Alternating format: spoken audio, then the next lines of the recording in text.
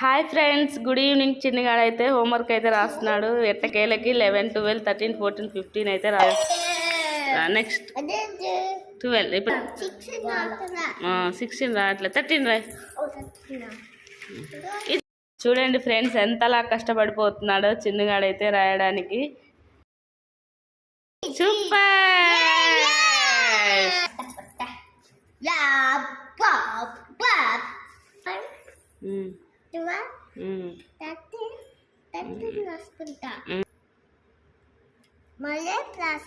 Super.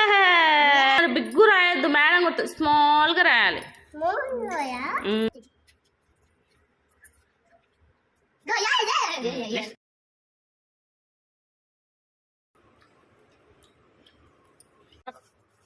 కింద లేవా?